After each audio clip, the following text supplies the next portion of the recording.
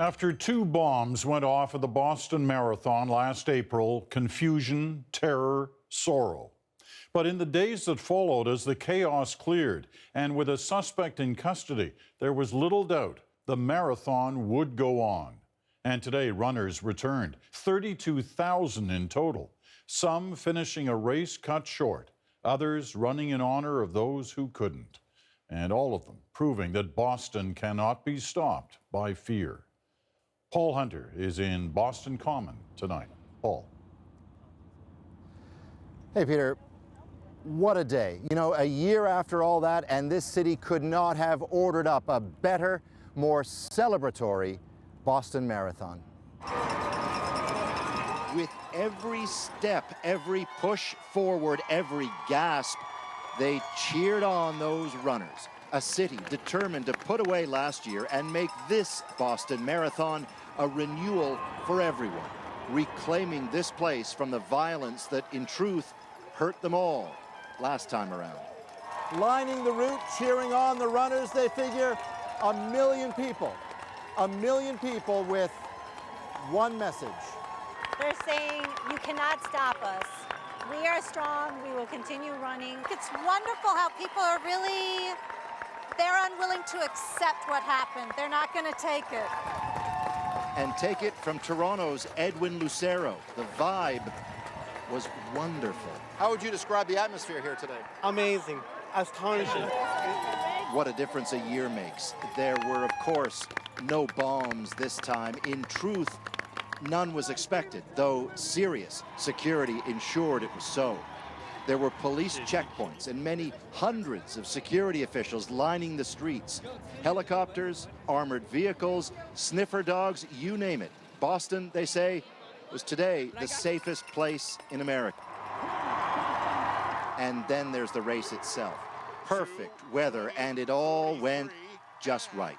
A Kenyan won the women's race in record time, graciously then telling anyone who'd listen she ran for Boston. On the men's side, straight out of Hollywood, for the first time in more than 30 years, pushed ever faster by emotions today, an American crossed the finish line first. This is beyond running. This is for the people, for the Boston Strong, and we're resilient as the runners. We want to give it back.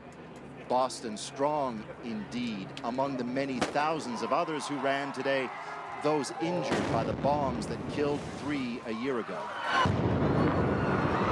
Leanne Yanni's left leg was ripped apart by shrapnel last year. And we got our finish line back, and that's all that mattered. Oh yeah, he won New York. All of it helping this city set aside its year of mourning with so many people, just as everyone hoped, who ran with defiance, pride, and celebration. And I'm telling you, Peter, it was that kind of day. I mean, it was hard not getting choked up out there. I bet. You were right in the middle of so much of it. Give us more of a sense of what that crowd was like. It was just amazing. The vibe was beyond fantastic. You know, 30 minutes ago, we were standing on Boylston Street. Guy comes up to us, saw the CBC logo on the camera, introduced himself.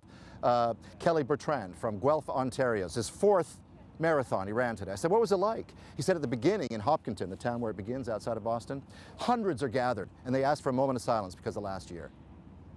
Utter silence. Said he'd never seen anything, never heard anything like it. Then he ran the race. Normally there's a spattering of people out there that cheering you on. He said his ears were ringing. It was so loud. It was incredible. Spurred him on. Second thing, in our documentary, 12 Seconds in Boston, on the show a week or so ago, we met a woman named Heather Abbott, who a year ago was on Boylston just cheering people on, happened to be standing next to bomb number 2. Blew her leg off. She told me 2 weeks ago she was going to run the last part on her prosthetic leg, something she never could have imagined herself doing a year or so ago. Well, she did it. She ran across the finish line, the last part of the race, only on her new leg with a broad smile on her face. You know, you talk about Boston Strong, and I think about Heather Abbott. Bet you do. Thanks, Paul. Paul Hunter in Boston tonight.